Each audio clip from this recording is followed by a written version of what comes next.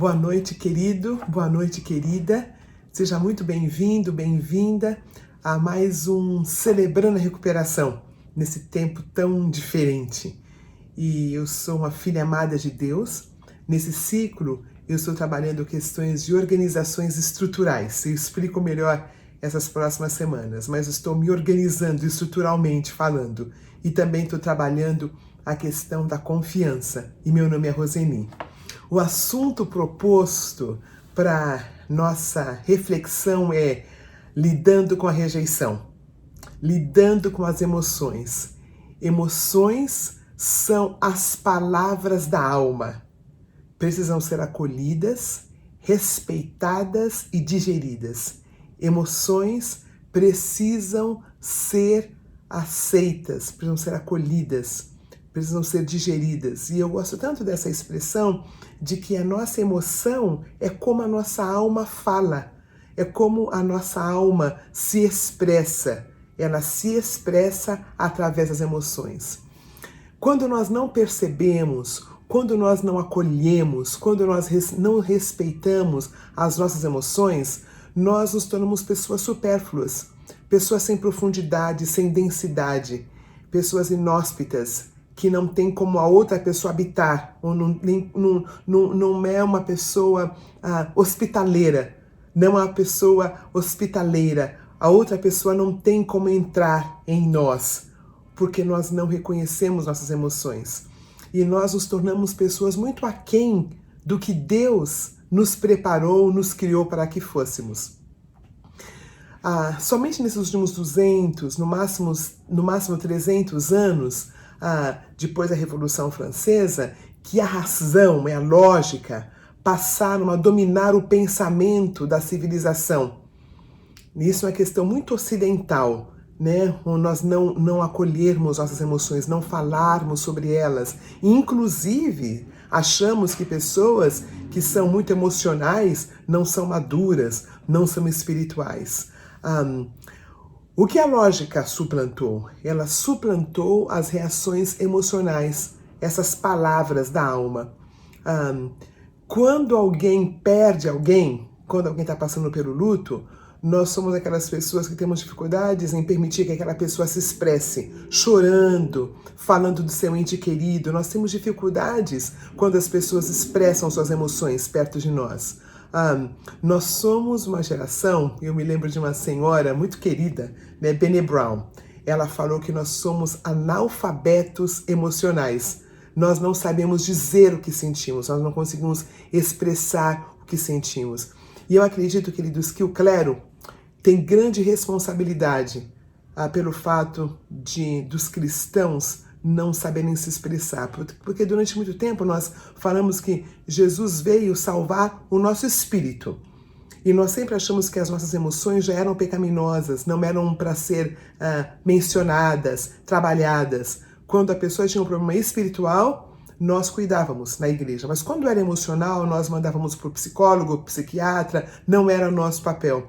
E a coisa preciosa que nós estamos descobrindo é que a salvação é para o homem todo. Ela mexe com o espírito e com a alma. Mesmo porque uma pessoa não pode estar bem espiritualmente falando se ela não estiver bem emocionalmente falando. Então, emoção faz parte do plano que Deus tinha para nós. Uma pessoa inteira, uma pessoa completa, ela tem alma e ela tem espírito, né? E para os dicotomistas acreditam que é a mesma coisa, né?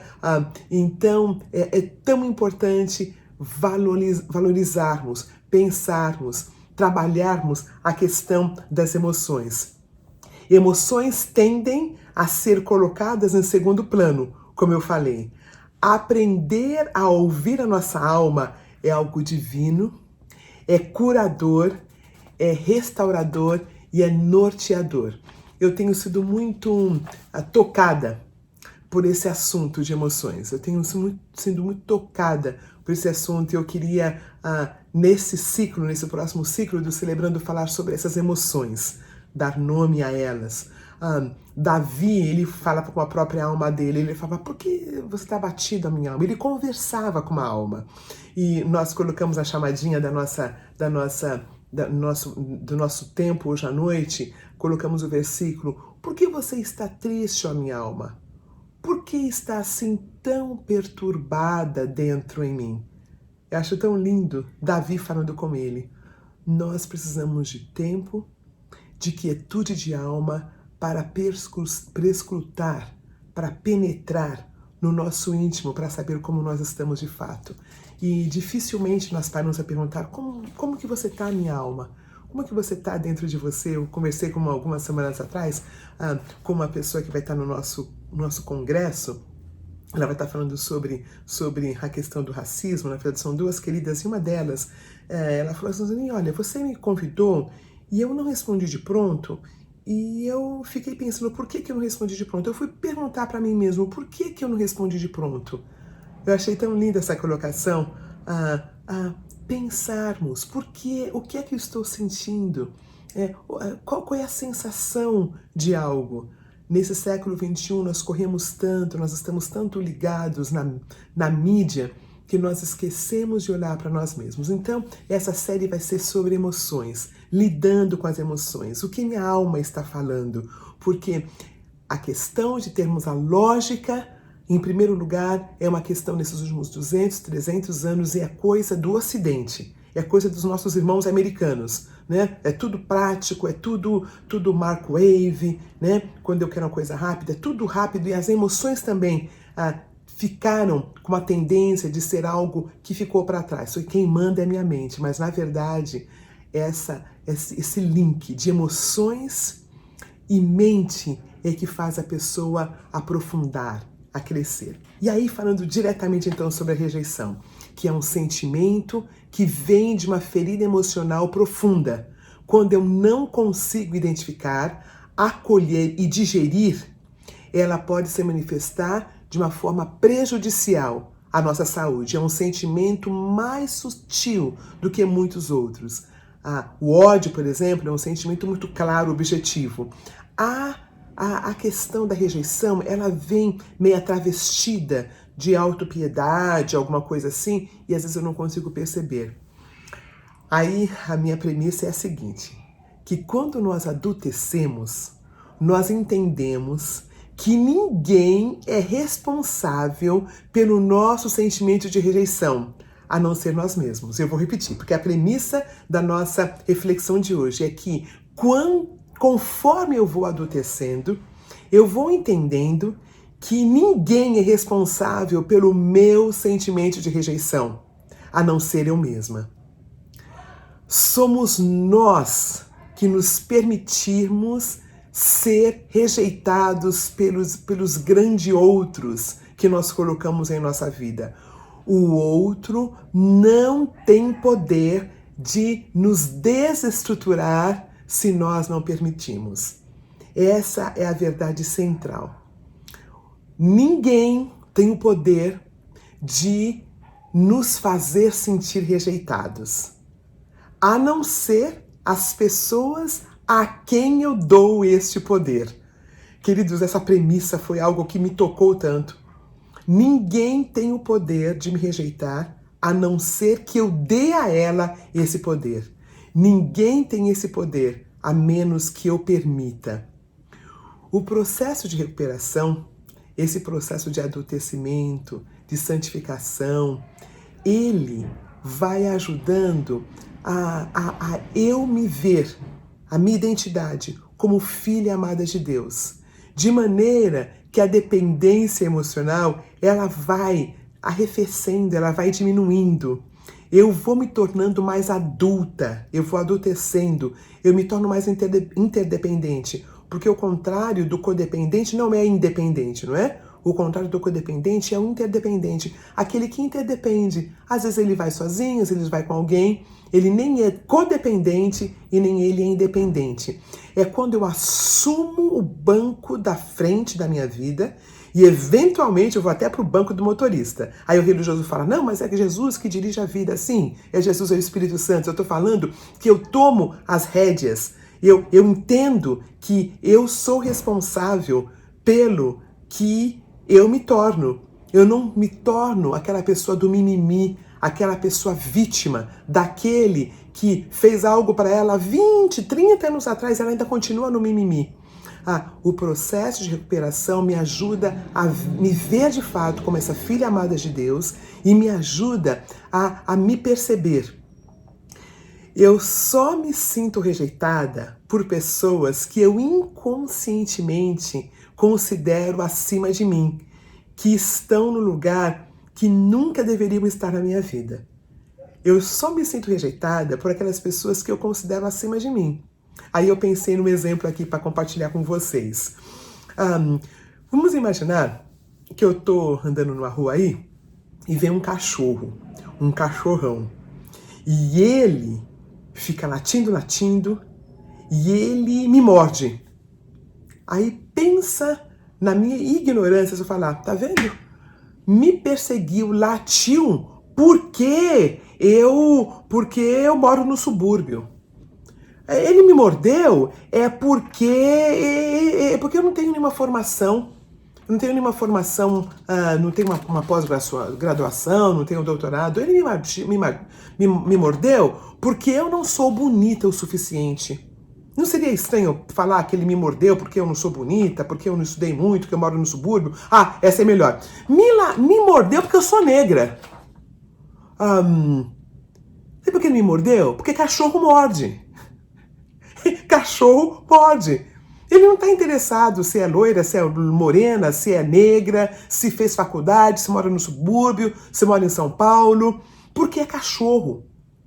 E por que é que quando eu sou rejeitada, eu digo, é porque isso, é porque aquilo outro. Eu fui rejeitada porque a outra pessoa me rejeitou porque ela tem as questões dela. Eu não vou chamar ela de cachorro não, tá? Mas o que rejeita, ele fala muito mais sobre ele do que sobre o rejeitado. E o que acontece é que muitas vezes nós ficamos achando que nós somos rejeitados por causa disso, daquilo. A pessoa nos rejeitou porque é questão dela, é conteúdo dela. Não tem a ver comigo, tem a ver com ela. De alguma questão mal resolvida que ela teve no passado. Eu sempre falo de uma pessoa que eu gosto muito, eu continuo gostando muito dessa pessoa, mas essa pessoa não gosta de mim. Talvez até goste agora um pouquinho, mas sempre encontrou confusão. Sempre achou que não sei o quê, eu falava uma coisa, a pessoa entendia outra, e foi um rebuliço o nosso relacionamento. Né? É um jovem rapaz, um rapaz que eu gosto muito dele. E no começo eu ficava muito ofendida por ele me ofender, por ele, assim, sorrateiramente me rejeitar, falar umas coisinhas.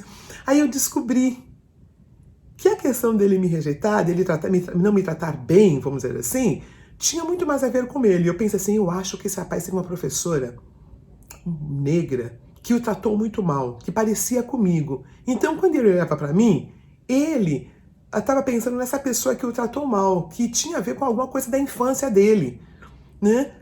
E eu consegui tirar de letra essa situação. No comecinho foi difícil, eu consegui tirar de letra.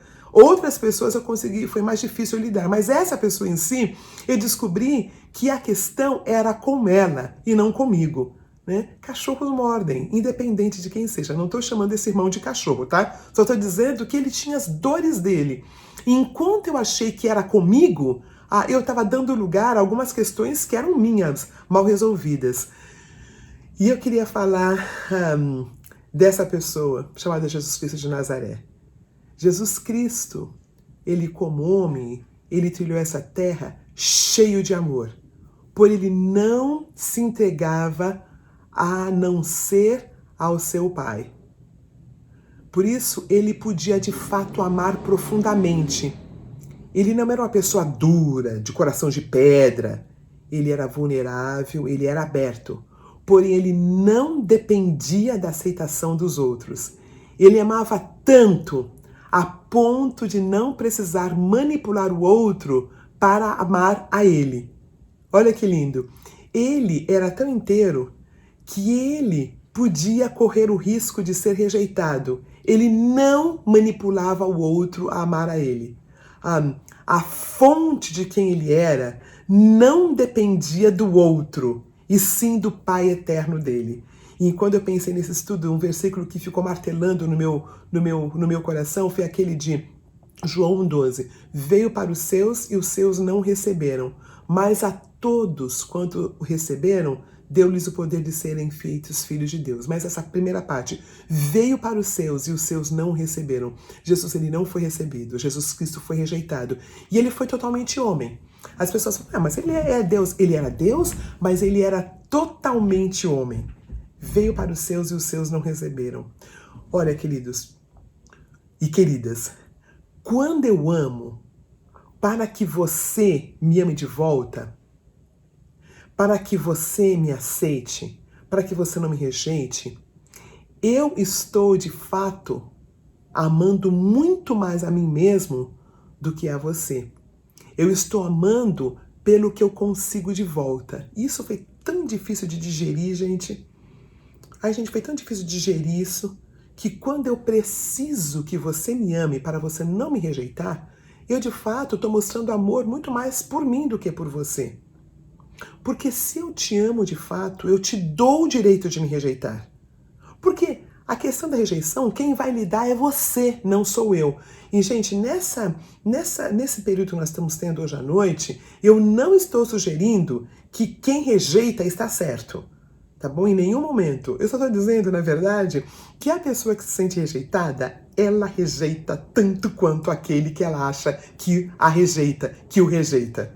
Não tem uma pessoa que se sente tão rejeitada que nunca rejeitou ninguém. A pessoa que se sente rejeitada, invariavelmente é alguém que rejeita também. Agora, quando eu preciso comprar o outro, quando eu preciso amar o outro para que ele não me rejeite, eu estou amando muito mais a mim mesmo do que o outro. Porque o exemplo de Jesus Cristo, ele nos amou tanto a ponto de nos deixar escolher se vamos amar a ele ou não. Ai, queridos, que negócio mais forte. Quando nós amamos de fato, nós permitimos que o outro nos ame de volta ou não. Quando eu preciso me assegurar que o outro me ame, eu vou controlá-lo. É quando eu realmente não sei quem eu sou. Conforme eu vou crescendo, conforme eu vou amadurecendo, conforme eu vou trabalhando esse processo de recuperação, mais interdependente eu fico. Não é que eu fico durão, que eu fico mais vulnerável. Eu dou oportunidade do outro me amar ou não, porque eu estou mais inteira. Quanto mais eu tenho figuras paternais mal resolvidas, mais eu procuro papai e mamãe, mais eu procuro um irmão, uma irmã, um tio. Aquelas figuras lá atrás que me rejeitaram, mais eu procuro pessoas para não me rejeitar, porque eu não lidei com aquela rejeição lá de trás, né? Então, eu acredito que, no meu caso, eu trabalhei muito essa questão, foram anos lidando, eu estou me celebrando desde foi 2008 quando começou celebrando aqui na nossa comunidade, na IBAB. E eu estava lá, eu comecei a partir da segunda reunião, na verdade. A primeira eu não estava, mas na segunda eu estava e eu nunca mais eu parei. E eu, durante muito tempo, lidei com uma rejeição, com dependência emocional.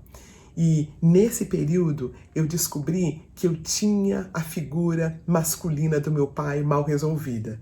Então adivinha quem eu procurava muito para não ser rejeitada?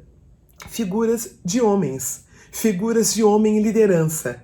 Então tinha a ver com chefes, tinha a ver com pastores, tinha a ver com líderes, porque era uma figura mal resolvida. Então eu me sentia muito rejeitada por essas pessoas, mas não eram essas pessoas que me rejeitavam. Foi uma figura lá atrás do meu pai querido que saiu de casa. Por falar nisso, há 2 noites atrás eu sonhei com meu pai. Sonhei com meu pai que nós estávamos comendo juntos. Meu pai estava comendo, acho que era frango, com tanta avidez. Ele estava, mas muito educado. Meu pai era um homem muito bonito, muito bem vestido, se colocava muito bem, lia muito bem, gostava de música clássica. Meu pai era um homem semi-analfabeto, mas amava música clássica, amava comer bem, era um homem muito bonito, na verdade. E nessa conversa com meu pai, eu falava, papai, a gente tem que se ver pelo menos quinzenalmente, tá ficando muito tempo, sabe, entre uma vinda e outra. Queridos, aquele sonho foi tão emblemático, foi tão bonito, porque é como se eu estivesse fazendo as pazes com a figura masculina. E desde que eu estou fazendo as pazes com essa figura masculina, menos rejeitada eu me sinto pelos líderes da vida, pelos chefes da vida, pelos homens da vida. Deu para entender o que eu quis dizer aqui?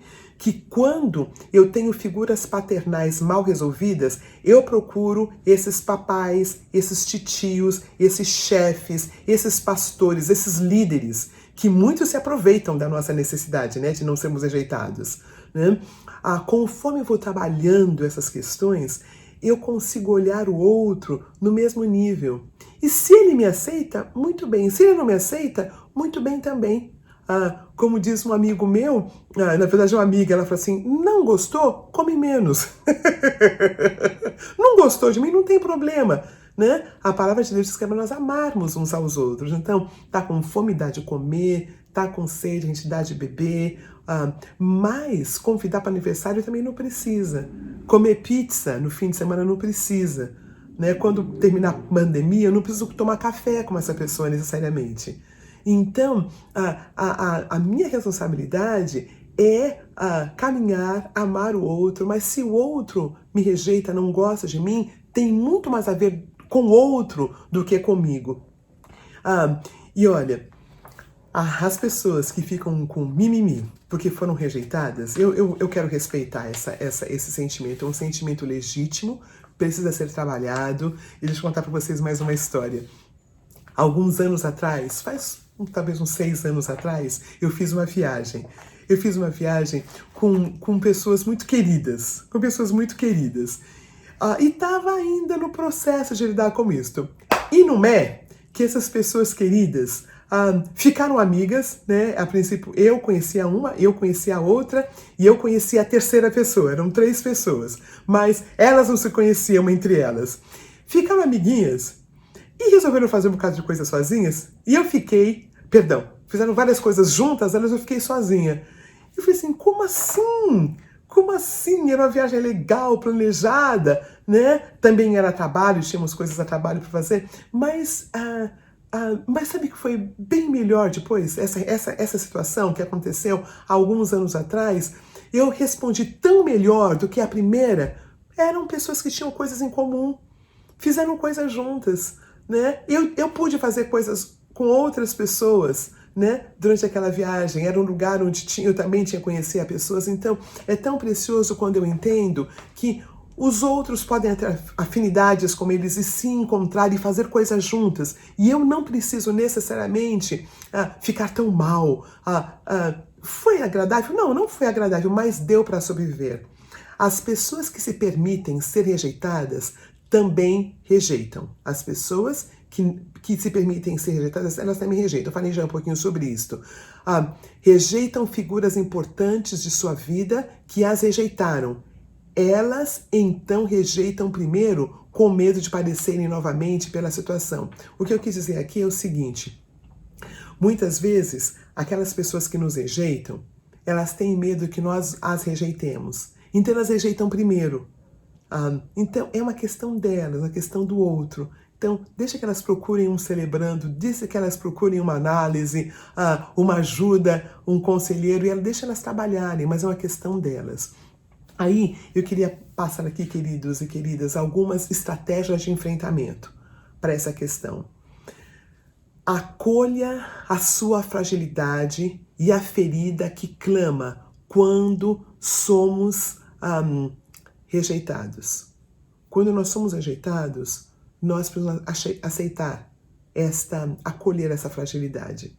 A minha rejeição, talvez a maior delas, aqui foi uma chavinha para a minha vida emocional, espiritual e tudo quanto é área da minha vida, foi no ano de 2000. Eu fiz uma viagem com uma pessoa muito querida, e nessa viagem, devido a algumas questões, quando nós fomos visitar uma outra família, a família dessa pessoa, eu fui tirada de cena.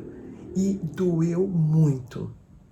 Na verdade, foi isso que me levou, talvez, ao celebrando, que me levou à psicanálise, que me levou a tanta coisa. Faz 20 anos, né? 20 anos, mas eu me lembro ainda da dor. Eu era alguém que não tinha trabalhado com figuras parentais, e aquela rejeição, ela foi algo que doeu muito. Eu até digo, e eu falo isso com muito cuidado, tá bom? Vou falar e depois eu vou explicar. Isso aconteceu no ano de 2005. Eu tive um câncer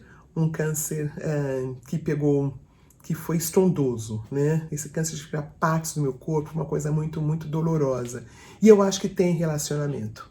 Acho que tem relacionamento com aquela rejeição e com a doença. Eu não estou dizendo que todo câncer tem a ver com rejeição, tá? Eu estou dizendo que eu não soube lidar com aquilo. Mas foi aquela situação que me fez adultecer. Foi quando eu procurei ajuda, eu descobri que alguma coisa estava errada, porque durante a situação eu fui procurar, eu tentei dar presente para todo mundo. Basicamente eu fui expulsa dessa casa. Olha só. Até então minha vida era uma Disneylândia. Dava tudo sempre certo. De repente a família pediu para eu sair. E foi algo tão, tão traumático, porque eu descobri depois de algum tempo, as pessoas que me pediram para sair eram figuras da minha mãe, e de uma família que eu tive, original. Então é como se eu revivenciei talvez uma perda de uma mãe, de pessoas muito significativas. Queridos, eu finalmente, depois de anos, pude acolher essa dor, porque eu achei que era mimimi, que eram coisas. Não, eu finalmente acolhi essa fragilidade, e eu descobri que a ferida não tinha a ver com a família que pediu para eu sair da casa delas, né? A família tinha umas questões deles, não tinha a ver comigo. Depois eu entendi, eram questões deles,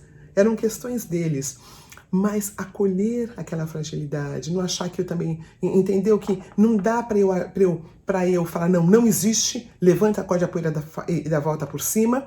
Não, eu tenho que acolher, eu tenho que saber por que doeu. Eu tenho que investigar, fazer uma investigação. No nosso Celebrando é quando eu vou no inventário. No inventário eu descubro muitas dessas questões. Acolher a fragilidade, acolher aquela dor. Segundo, dê nome à pedra angular da tua rejeição. Quando eu me senti tão rejeitada, tão rejeitada por aquela família, eu tive que dar nome. Sabe o que foi? É como se minha mãe, eu descobri que quando eu tinha por volta de 4 aninhos, a minha mãe querida, ela teve que trabalhar fora, e me deixou com uma tia, com a irmã dela. E durante muito tempo eu não vi minha mãe. O que é para uma menininha de 4 anos, que já não tem pai, ainda não ter mãe? Aquilo ficou marcado na minha psique, aquilo ficou marcado. Quando aquela senhora daquela família sugeriu que eu saísse da casa dela, na época de Natal, a dor foi tanta, mas não foi a dor daquela mulher que mandou para fora. Foi a dor de uma mãe que não pôde cuidar de mim e pediu para a irmã dela cuidar de mim. Para mim, aquilo foi dor. Até uma das sugestões que nós damos aqui, queridos, quando uma criança está chorando porque ela perdeu uma bonequinha, quando perdeu um barquinho, não fala, não foi nada, a mamãe compra outro. Deixa a criança chorar por aquela dor. Chorar pela nossa dor faz bem. Perdeu um gatinho, o gatinho morreu, não compra outro gatinho no outro dia. Deixa a criança chorar a dor daquele gatinho que ela perdeu. Nós precisamos aprender a chorar as nossas perdas, porque nos ajuda quando crescermos, a identificar e a lidar com as dores. Então, no meu caso, eu entendi que quando aquela família pediu que eu me saísse, porque, queridos, eu era mulher já, era mocinha, eu não vou falar a minha idade não, para vocês descobrirem a minha idade. Eu já era mulher quando a família pediu que eu me retirasse. Era para ser doído? Sim, era para ser doído, né? Mas eu tinha dinheiro para voltar para o Brasil, não era o fim do mundo.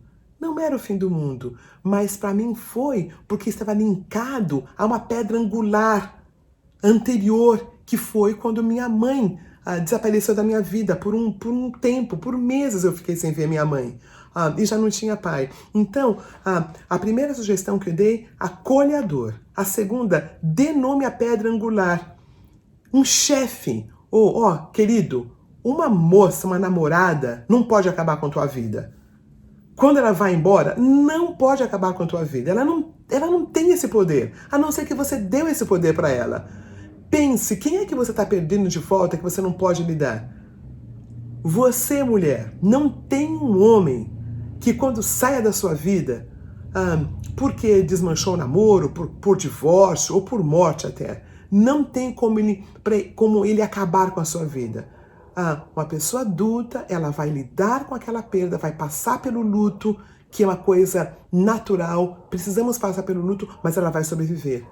Quando nós não sobrevivemos, é quando existe algo mal resolvido no nosso passado. Terceiro, permita que a situação do abandono, da rejeição, seja atualizada. Ressignifique através de novos relacionamentos. Eu amo essa parte. Queridos, então deixa eu dar o meu exemplo de novo. Deus tem me dado uma pessoa muito querida com quem eu tenho caminhado nesses últimos meses, nesse período na pandemia. Uma pessoa muito querida. E como eu tenho atualizado algumas questões, né? É uma mulher, é uma senhora, e ela tem abençoado muito a minha vida. Tem abençoado muito a minha vida. É como se tivesse feito uma atualização de software, né? Eu ainda trabalho a questão da minha mãe. E é em relacionamentos que nós vamos fazendo uma atualização de software, para nós não precisarmos ser rejeitados, e culpar o outro que nos rejeitou, Conhece a pessoa que ela sempre é deixada por alguém, né? Sempre deixada por alguém, sempre rejeitada, porque não trabalhou essa questão. Então, faça a atualização de software através de pessoas saudáveis. Foi uma mãe que desapareceu da sua vida, Deus vai trazer uma outra pessoa para ficar ali, para fazer uma atualização de software. Foi um pai que deixou? Deus vai trazer amigos, homens queridos, que vai ajudar nessa atualização de software. E eu quero falar umas outras reflexões mais sobre isso. 4. Permita-se ser rejeitado. Rejeição não precisa matar. Pelo contrário, nos fortalece, nos humaniza. Eu falei de uma dor no ano 2000, que foi muito grande, porque eu era tão fragilizada naquela época. Mas hoje em dia, aquela situação doeria, mas não teria me desconfigurado como me desconfigurou, porque eu não sabia quem eu era. Eu dava para grandes outros, como eu disse, eu não me sinto rejeitada por pessoas, eu vou falar com cuidado isso, abaixo de mim. Eu sinto rejeitada por pessoas que eu coloco acima de mim. Eu não me sinto rejeitada por pessoas abaixo de mim. Eu sempre me sinto rejeitada por pessoas acima de mim. Líderes, pessoas que eu acho que estão lá em cima. Por isso que eu digo que eu sou responsável por isso. Não é o outro que me rejeita. Eu sou responsável por trabalhar com isso. Porque o outro que me rejeita, ele tem que procurar ajuda dele no tempo dele. Por último, não culpe o outro pela rejeição que você sente. Ele vai lidar com a mesma quando for o tempo dele ou dela. Não temos como nos vitimizar pelo latir e morder do cachorro. Cachorros mordem. Pessoas feridas ferem. Então, nós não podemos nos tornar vítimas destas pessoas. Que a pessoa de Jesus Cristo de Nazaré, completamente homem e completamente Deus, fortaleça a nossa identidade como filhos e filhas de Deus, de tal modo que ao perceber quem somos, não nos deixemos iludir por figuras fantasiosas de pais, mães e pessoas que a gente sofreu abusos e não conseguiu lidar. Estas pessoas não podem nos tirar da caminhada para a qual fomos criados. Caminhada de filhos e filhas, e não de escravos e escravas. Foi para a liberdade que o Senhor nos libertou. A liberdade de dizer sim, de dizer não, de não nos colocarmos abaixo de quem realmente nós somos. A minha oração é que nós possamos crescer. Nós podemos identificar essas rejeições, mas nós podemos colocá-las no lugar certo e caminhar altaneiramente, caminhar com a cabeça erguida, sabendo que o nosso Deus está no controle. Que privilégio estar com você hoje à noite. A pergunta mote para hoje à noite é: quem eu tenho permitido que a quem eu tenho permitido que essa dor venha? Qual é a pessoa que eu estou permitindo cuja dor da rejeição venha sobre mim? Deixa eu formular mais bonitinho, tá bom? É assim: quem eu tenho permitido que a dor da rejeição entre em mim? Tá bom? Eu não quero me colocar como vítima. A rejeição tá doendo, mas quem eu tenho permitido me rejeitar dessa forma? Quem eu tenho permitido a quem eu tenho permitido essa desconfiguração de quem eu sou? Deu para entender? Dê um nome. Quem eu tenho permitido que me rejeite? Tá? Porque o nosso ponto é: a pessoa rejeita se eu permito. Porque senão ela rejeita e eu consigo caminhar inteiro. Queridos, eu não estou dizendo que não vai doer, viu? Não estou dizendo que não vai doer, não. Vai doer. Quando somos rejeitados, dói. Mas não nos desconfigura. E eu não me torno vítima dessa pessoa. Eu me torno vítima da rejeição quando eu tenho um buraco em mim. E conforme eu vou trabalhando nesse buraco, eu fico mais leve e eu não fico naquele lugar mais. Eu saio desse lugar. E eu tenho 2 avisos bem rapidinhos. O primeiro: nosso Congresso do Celebrando está acontecendo e você já pode fazer a sua inscrição. Celebrando a Vida. Nós temos alguns assuntos que vamos tratar, que é diálogo sobre racialização e racismo. Falaremos sobre o abuso, queridos. As implicações contundentes do machismo. E também assuntos relacionados com o Celebrando, tá bom? Como implantar o Celebrando, como implantar o Celebrando Kids, como implantar o Celebrando Teens. Nós vamos ter os diretores internacionais, nós temos o fundador do Celebrando Recuperação, John Baker, que vai estar falando sobre as 6 características de um líder do Celebrando Recuperação. Nós vamos ter 2 outros líderes, o Mac e a Mary, que vão estar falando sobre como fazer a sua equipe do Celebrando a Recuperação.